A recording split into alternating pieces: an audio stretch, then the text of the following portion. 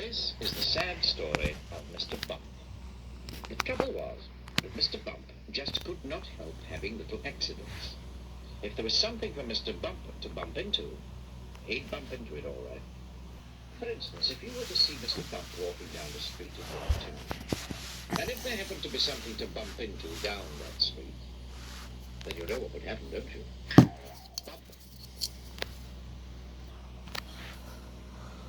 Mr. Bump was just the same at home.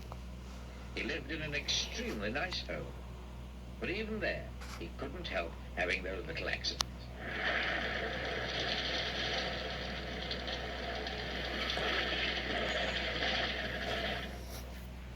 For instance, one morning when Mr. Bump went outside his house, he noticed that the chimney pot had come loose in a storm the night before. I must fix that before it falls off, thought Mr. Bump to himself. And he hurried off to his garden shed to fetch a ladder.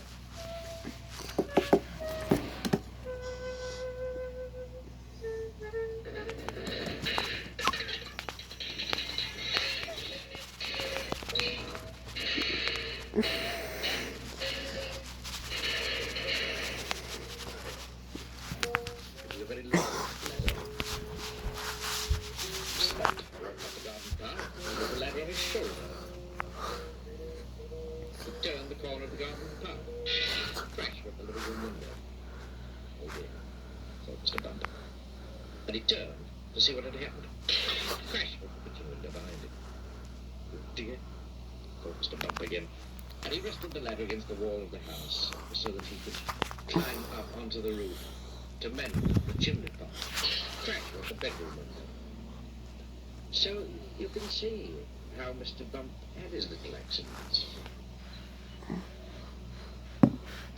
Mr. Bump had had many jobs, but somehow they never seemed to last very long.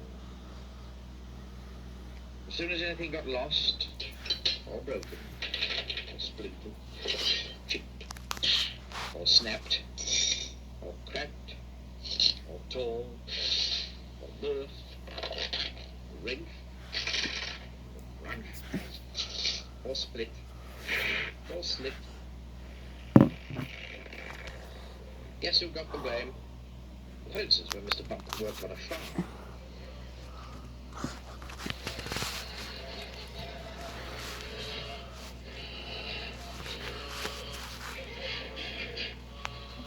He tripped over the farm dog. And spilt the milk. And the farm cat lapped it up. For instance, when Mr. Bump was a postman, he got his hand stuck in the pillar box. He had to fetch the fire brigade to come and set him free.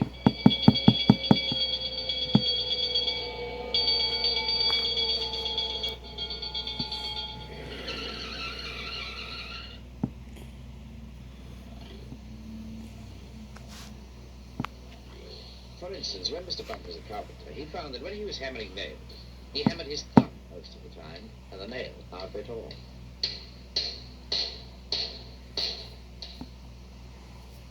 Ow. In order to recover from this series of rather unfortunate happenings, Mr. Bump decided to go away for a holiday. There, he could think about what sort of job he could do where he wouldn't be such a nuisance to everybody. So he set off to the station to catch a train to the seaside.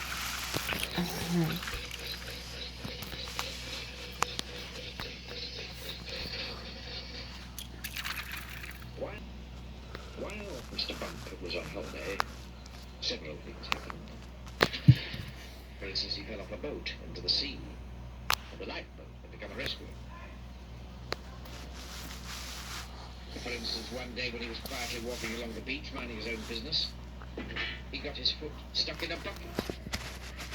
But as he couldn't get it off, he had to hop round with it on his foot for hours. And as he hopped along the beach, he hopped straight into a large hole that somebody had dug. And he had to stay there all night because he couldn't climb out on his own. However, despite all these little accidents, Mr. Bump enjoyed his holiday. And while he was there, he had a splendid idea about what sort of a job he should do. It was quite the best idea Mr. Bump had ever had. An absolutely splendid idea.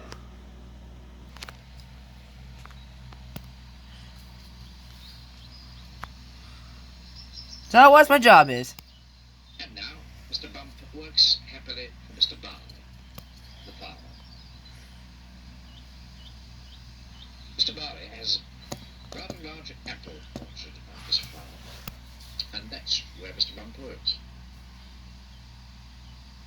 Mr. Bump's job is picking apples, but he doesn't use a ladder to climb up the tree to pick the apples, like other apple pickers all of them. Well, Mr. Bump has a much better way of picking apples than that. He just walks about. And before long, Mr. Bump, being Mr. Bump, walks into a tree. Down falls an apple. And Mr. Bump catches it. This makes the job of picking apples much easier. Mr. Bump is very pleased about his new job, and Mr. Barley is very pleased about his new apple picker.